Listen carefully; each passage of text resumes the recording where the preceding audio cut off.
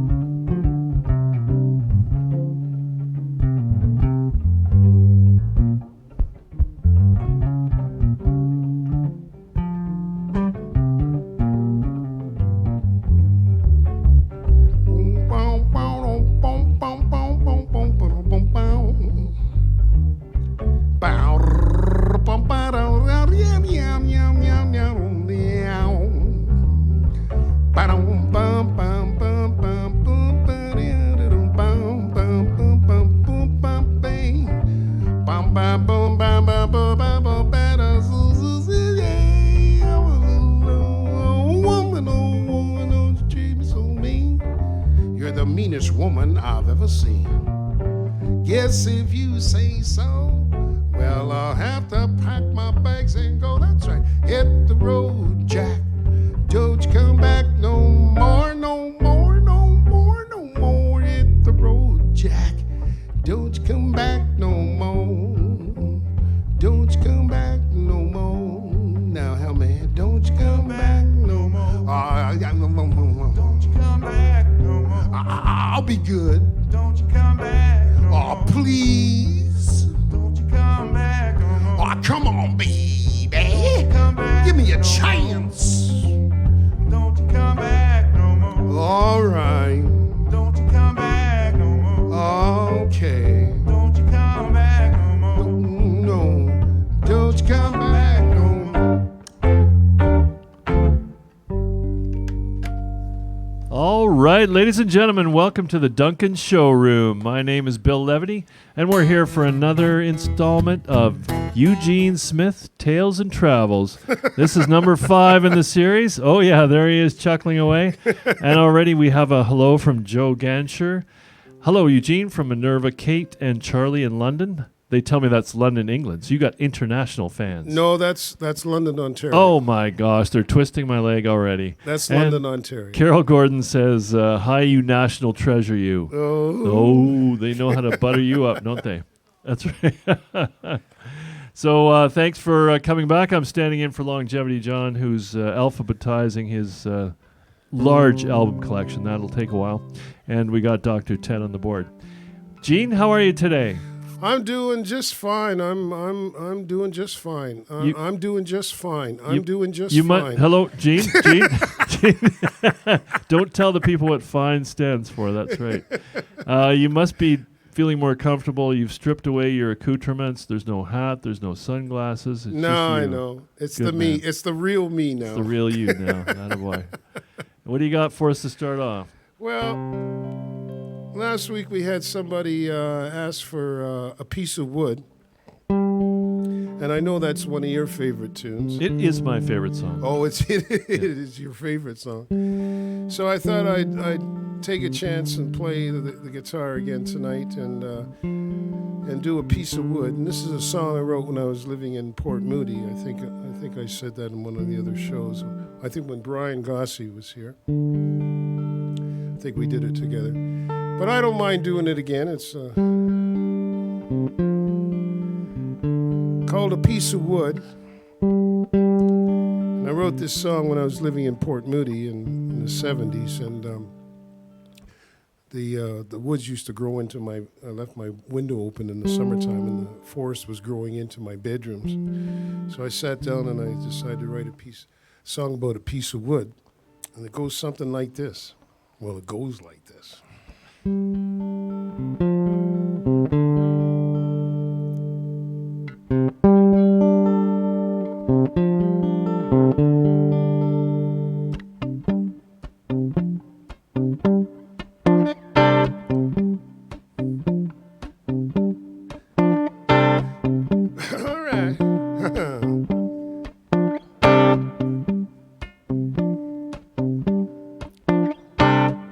When I was just a youngster, the Pied Piper was one of my heroes. Elders scorned him, but children adored him. He was real folk.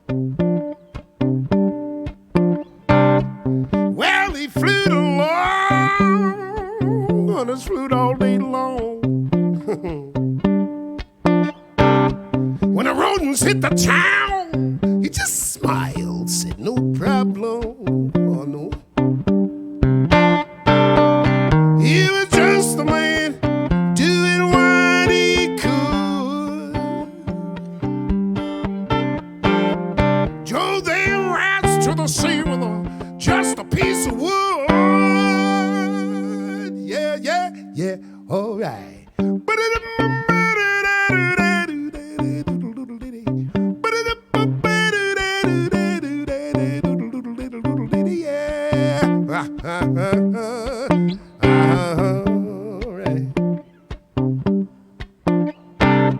Now somewhere along the line, I heard me a woman named Joan of Arc. Well, they condemned her to death. They said she was a witch, a demon of the dark. She led her armies in a battle. Because of her visions they won. Well, her life was ended just as quickly as it had begun. Yeah. She was just a woman doing what she could. A saint was born with a flame and a piece of wood. Yeah, yeah, yeah, hell yeah.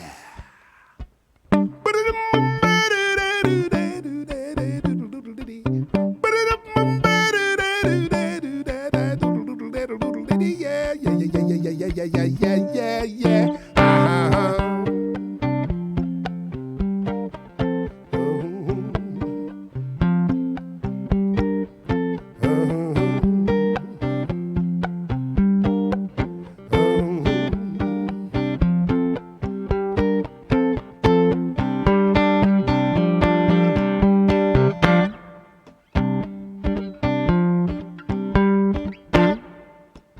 When I was just a youngster, the Pied Piper was one of my heroes. Elders scorned him, the children adored him. He was real folk. Well, he flute along, oh yeah, on his flute all day long. When the rodents hit the, ooh, he just smiled, said no problem. He was just a man doing what he could. Yeah. Drove them rats to the sea with just a piece of wood.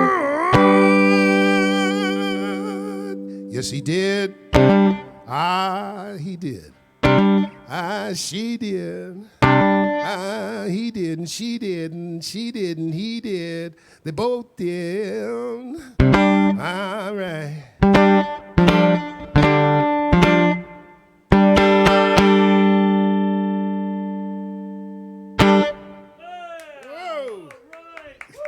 I love that song. Whoa.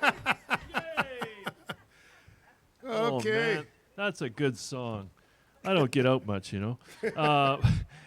would you ever consider, a co-write on a third verse, Rocket Richard or Jean Beliveau? What? Piece of Wood? Well, a hockey theme verse. I think it's a natural. It's a natural. Yeah. Put in something about hockey players or There something. you go. Or baseball players. Baseball players, yeah. Cricket. Hank Aaron, cricket. Well, I tell you, one shouldn't try to. I tried to cover that song once when we were doing our jam with, and JJ helped me with it a bit. But then you must have caught wind of it because the next time you came down, you played it, and I went, oh, crike, I'm never going to try that again. Crack. So humbling. But yeah, great song. And so we got. I'm going to do it again, John. Sorry. Linda Olson, hi from Ken and Linda from Courtney. Whoa-ho. Smile to the camera. Bill and Pat and Pat. Now there's two Whoa-ho. Pats there. I don't know what's going on. Toronto. Sheer magic, Eugene. Sheer magic. And Carol loves that song. Oh yeah, you got fans happening out there, Gene. Yes, I'm glad I do, or else, this room's awfully empty. Well, in spirit, full of spirit. No. It's got the spirits with us. Yeah. Well, I decided today, Billy, I would tell a couple of stories. Usually, some of the stories I tell they have happy endings and stuff like, the feel-good stories. Even the story I told about Ronnie Hawkins and having to go out and sing Georgia on My Mind, and I got a standing ovation down in Arkansas. Well, at this theater, it was a happy ending, thank God. But anyways, I'm going to tell you a couple of stories, just for fun. I was thinking about it all week long, and I thought, should I tell these stories? And then I was watching a video with about the band, and Robbie was talking, and it was good, but it wasn't always good. You know what I mean? So the stories I'm going to tell you tonight are two stories that were good, but not so good. And I have to tell you that each story I tell, anything that I tell you while I'm here, I have no bad feelings about it all. I don't hate anybody. I don't. You know what I mean, Billy? You know when I say that? You know what I'm saying? I do. You're a generous Like guy. I You don't forgive people. Yeah, like there's things happened in the past, and so the first story I'm going to tell you is when Lucifer broke up, and we were in Detroit City. We were the band was still together actually, and we would go down to Detroit City and record it down there for Holland Dozier and Holland. And Bobby Washington was in the band. He was the bass player, and Christian Coolidge, he was the guitar player, and myself. And the three of us sort of hung out together a lot in those days. And so we would go down there, and when we first started going down, we went to a restaurant, and there was a guy in the restaurant. He was a short order cook, and he was flipping. He would break eggs, like 6 eggs, and it was poetry in motion watching this guy do his short order cooking, and we'd go there for breakfast. His name was Ron. So he asked us, did we smoke marijuana? We said yes. He says, well, can you get it? Because he had never smoked marijuana before. And so we went to Ann Arbor, Michigan, which I loved Ann Arbor, Michigan at the time. And it was just, went there and we got an ounce of dope for $12. Oh. I know. It was just great. The price was great, and so was the marijuana. But anyways, we got Ron high. We went to a poker game one night. He invited us to come over to his place to a poker game. And we went over to the poker game, and we got him high. And, of course, he couldn't believe it. He was having so much trouble playing cards that night. And then the next morning, we went over to the restaurant to see him, to see how he was. And he was dropping eggs and burning toast. It was, we were just killing ourselves laughing. And he says, what'd you guys do to me last night? What'd you guys do? So we got to know Ron quite a bit going down there, and then we went back to Toronto. And this one time we were in Toronto for about 4 months, 6 months, maybe something like that, before we went back down to Detroit to do some more music. So we went to visit Ron, and so he invited us over to his place, and so we go over there, and he's got. We went over to get some grass from him because he said he was selling marijuana. He had marijuana, so he was selling some. So we went over there to get some, and we get there, and he's got like 6 or 7 locks on the door. He's got 2 German shepherds there. He's got a shotgun underneath the couch. He's got a revolver underneath the coffee table. He's got an intercom that would give you all the what was going on with the police and everything else, and the fire department and all that. I used to sit there and listen to that, because then I would get all the news, what was happening. I didn't have to watch the news because it would be on TV the next day, and I already knew about it. But anyways, he was dealing in heroin now. And we from smoking marijuana, now he's dealing in heroin. I went, oh my God! Now I myself personally, I just wanted to get out of there. I didn't want to. We got the marijuana, we got our score, and then we got out of there. So then, Bobby decided, he was with his girlfriend. He had brought his girlfriend. Bobby Washington had brought his girlfriend down with him, and he decided that he was going to go over and score some more marijuana from Ron before he came to the studio. And I said to Bobby, Bobby, I'm not going to go there. And Christian, I said, no, Christian didn't want to go. We just thought it was just too dicey. It was a pretty bad, we just didn't like the scene at all. All the people were coming in and out and scoring, you know. So anyways, he said, well, I'm going to go. I said, Bobby, don't go, man. You know, but he went anyways. The two, him and his girlfriend went. So now we're waiting. It's like 2 hours. 2 hours go by, and he's not at the studio, and we're getting worried. And finally, after about 2 hours, Bobby comes into the studio with his girlfriend, and he looks like hell. I couldn't believe it. And he was like staggering all over the place, and he was like messed up. And his ear, he showed us his ear. Was hanging down on one ear. And so, what the hell happened, Bobby? What's going on? So him and his girlfriend told us that. They went over there, and while they were there, Bobby decided to go to the bathroom. And while he was in the bathroom, he heard all this commotion and the door being broken down. He heard somebody shouting and hit the floor and all this, and then all of a sudden the bathroom door gets broken open and busted down, and there's 2 guys standing there with rifles, and one of them's a younger guy and one of them's an older guy. And so what it was a SWAT team. Squat. Did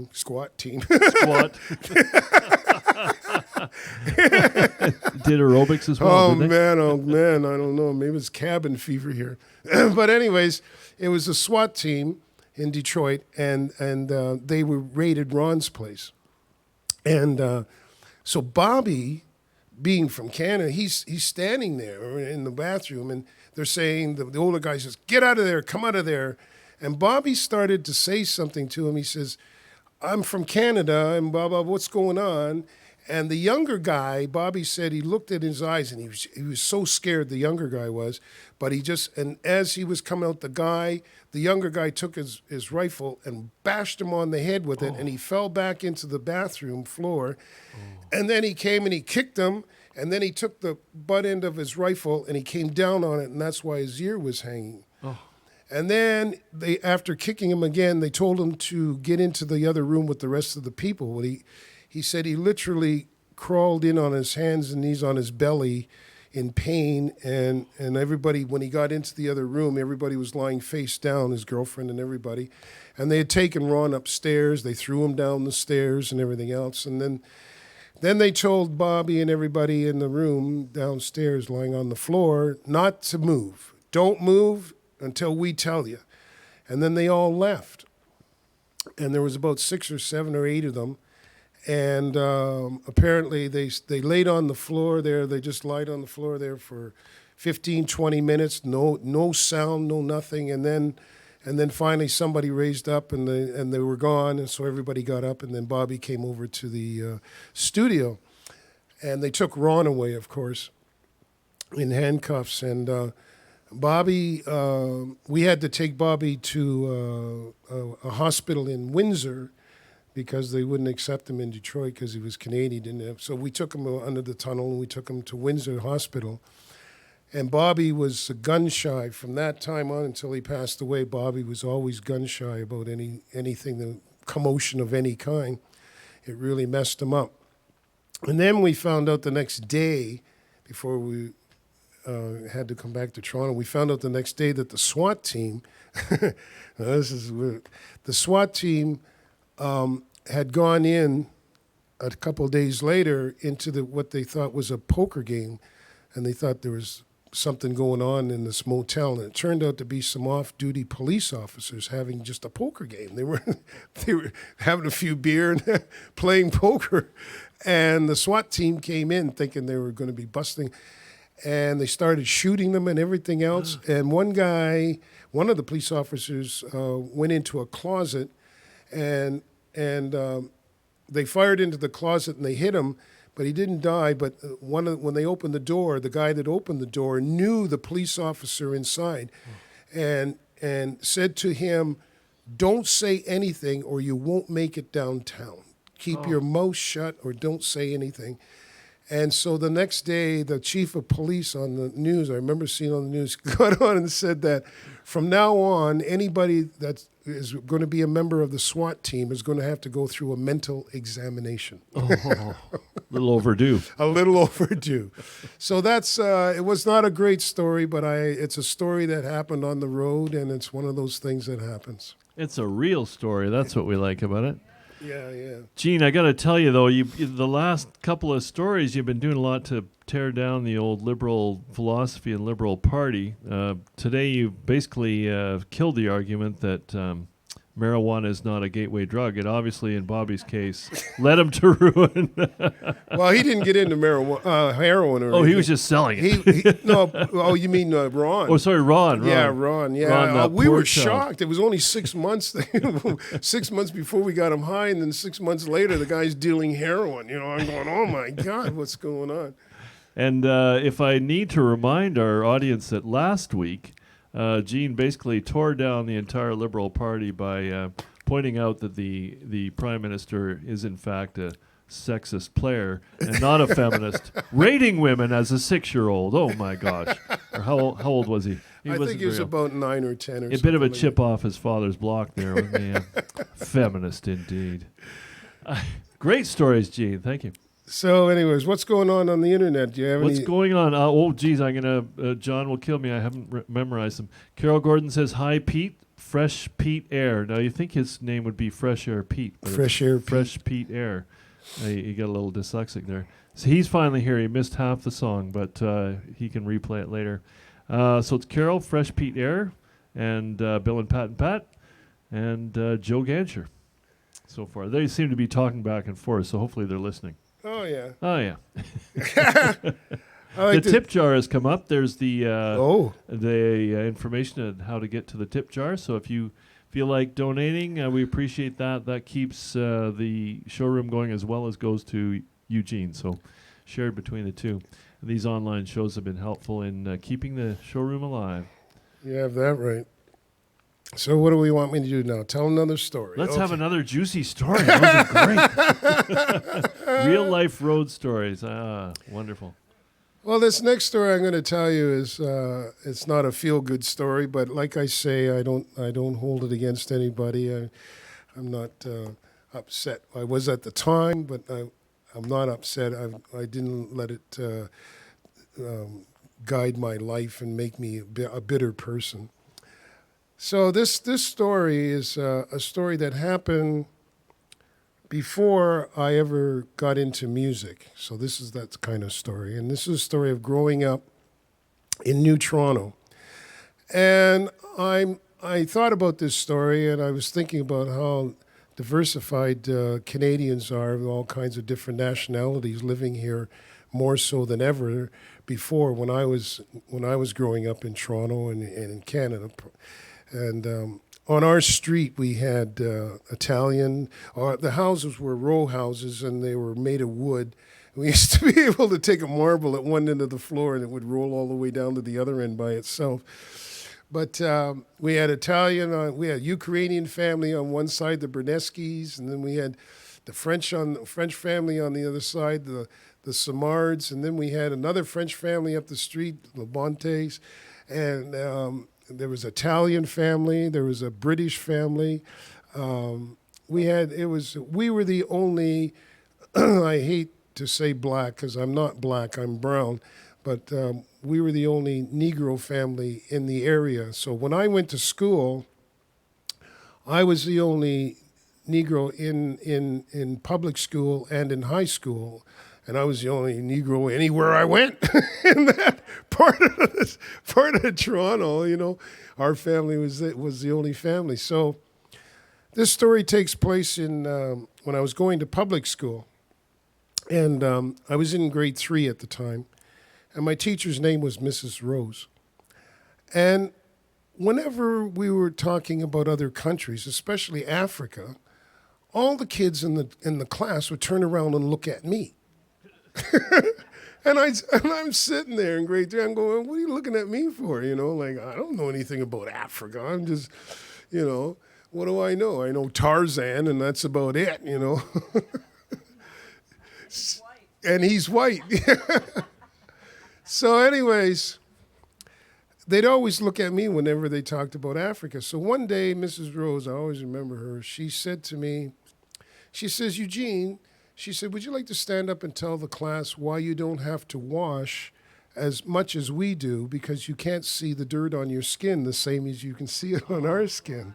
And I was in grade 3. Now, this was my first introduction to any kind of racism or any kind of bigotry or anything like that. It was my first time. But I didn't know that she was being that way. I had no idea. I just knew that what she was saying was wrong. And so I stood up and I said, no. I said, I have to wash just as much as you do. I said, you can see the dirt on my skin just as much as you can on yours. And I said, I have to wash as regularly as you do, like everybody else. And because I stood up and said that, she took my desk and moved it out into the hall away from the rest of the kids. Well, I'm out in the hall until it was time for lunch, and then I went home, told my mother what had happened. My mom grabbed my arm. She almost pulled it out of my socket. She grabbed hold of me, took me back to the school, and had the teacher and the principal, Mr. Smith. I didn't like him very much, but anyways, she was in the inner office with the principal and the teacher, and I was sitting on a bench in the outer office, and I could hear my mom screaming and yelling at the two of them. And when they came out, they moved my desk back into the classroom with the rest of the kids, and I got an apology from the principal, and my mom got them to tell me that they were sorry that they even said that, and she had to apologize to me for that. So that's that story. Thank goodness. Holy moly. It's funny, is that like, I know Toronto has changed a lot. Like, it's way, it's very international now and multicultural. Well, where I grew up there, Billy, in New Toronto, Mimico, there were, like I say, we were the only black family, Negro family, and now you go there's all kinds of different nationalities, lots of Jamaicans, and it's just totally different now. So you say Negro, your background is not African, as you say, it's a mixture. Well, it's African. I'm sure it's African from somewhere. I mean, like... Huh? Me too, baby. I mean, I didn't come from Norway. My ancestors didn't come from Norway, Although you look quite or blonde. Sweden. Oh, yeah. So anyways, I'm a 7th generation Canadian of color. And my great-grandfather was the President of the United States, right-hand man, President Jackson, Andrew Jackson. He used to go and saddle up the horses and the gun, get the guns and go hunting, take the president out. And at the age of 40, he came up to Canada, and he brought his wife with him, who was a full-blood Cherokee. And her name was Fannie Mae, but I don't know, it's a Fannie Mae, I don't know. But anyways, they settled in Brantford, Ontario. Ooh, hoorah! Oh, that's where you're from, Billy. That's right. Well, mostly raised there. We're not born there. Well, you weren't born there, but you're from there, yeah.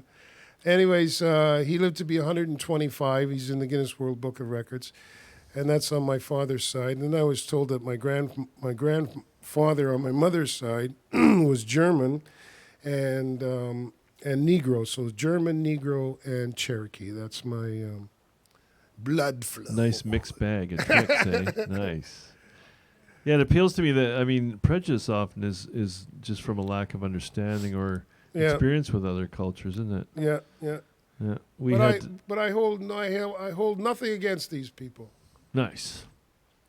Where else would you like to take us today? We've got who just came in? Nancy Fee. You tell such great stories. Nancy Fee. Thank you, Nancy. Yes. Hello to the Lazenbys over on the mainland. Don and Diana Lazenby, they're responsible for me doing theater shows some years ago over on the mainland. Well, actually, we did the one at the Sid Williams Theater up in Courtenay, but we played mostly all the theaters on the mainland. And we played one time, we played up in the theater in the Soyuz, and there's 2 theaters there, I believe, and Julio Iglesias was playing at the other theater. Ooh. And we outdrew Julio Iglesias with our little dog and pony show. That's amazing. And you said they've stayed in touch. They're good friends, and they come to see you play. And, they've come nice to see people, me play at different places. Yeah, and actually, they were at the theater at the Sid Williams. They came over. Nice. So hi to them, and hi to Mike Otario and his family, Victoria and her family, Inga, Colleen. Woo! Andrea, trying to get them all in there. Nice. So this is a tune that I said I would try and do with my kalimba to end off the show tonight.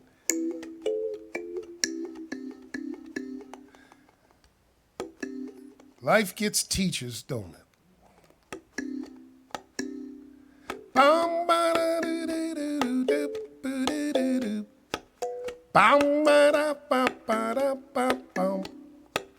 Ba ba ba ba do do do.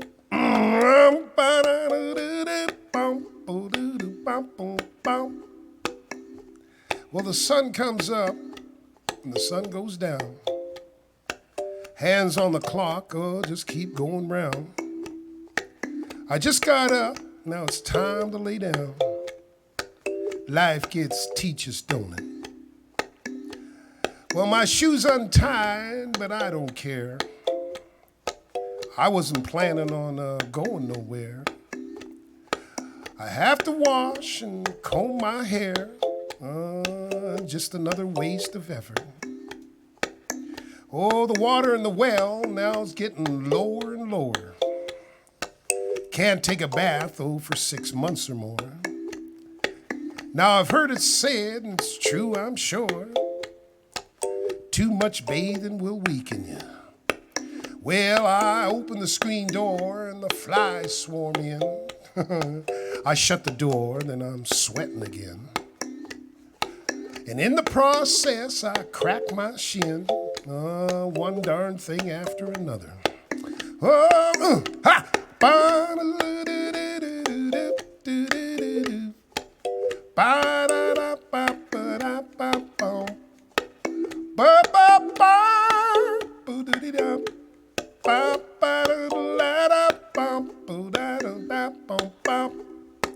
Now the old gray mare, well, he must be sick. I poked him in the rump with a pin on a stick.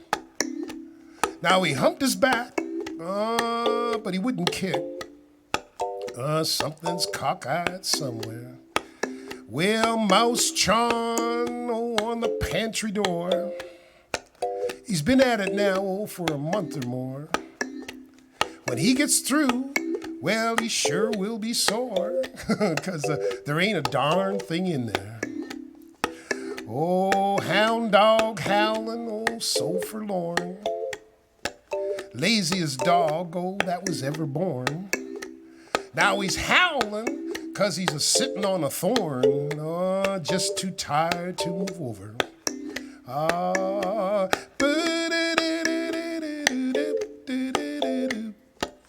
bam, ba da ba ba da ba bam, ba ba ba ba ba da da bam ba da da da bam ba da da bam bam. Oh, the cow's gone dry and the hens won't lay. Fish quit biting last Saturday. Oh, trouble's piling up day by day. Now I think I'm getting dandruff. Oh, grief and misery and pains and woes. Oh, debt and taxes, and so it goes. Oh, I think I'm getting a cold now in my nose. Life gets teachers, don't it now? Oh, hop, boom, ba da da da da ba ba da da da. Bam ba da ba ba da ba bum. Ba ba ba ba ba di da. Bam ba da da da da bum ba da bum bum bum ba dum bum bum ba dum bum bum ba dum bum bum ba dum bum. All right. Eugene Smith, ladies and gentlemen. Nice Thank you, work, folks, for tuning in. Thank you. Gene. All right, Wade. We'll see you again next week, I hope, Gene. Yep, I'll be here. Right on. Chronologically, I think we're still in the early 80s, so there's lots of ground to cover. And, well, we haven't told the secret story of the famous television song, or lots of stories to tell. And thank you for playing Piece of Wood. Oh, you're welcome. A classic. It is, isn't it? I know. Thanks to Ted on the board and Marcia, our audient, and Longevity John, who apparently is stuck on Q. He doesn't own any Queen records, so if you have any suggestions what to do with John's Q slot. And I like to say goodnight to everybody in Tweed. Oh, Tweed. Nice. That's a good little town, isn't it? Yes. Right on. Well, thanks, Gene, and we look forward to seeing you next week. My name is Bill you. Levity. Have a good night, everybody, and take care of yourselves out there. Be safe. Be safe. Bye now. Bye now.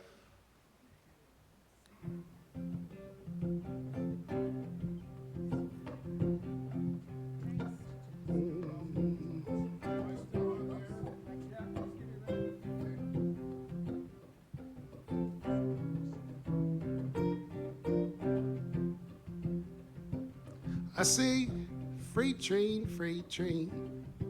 going so fast.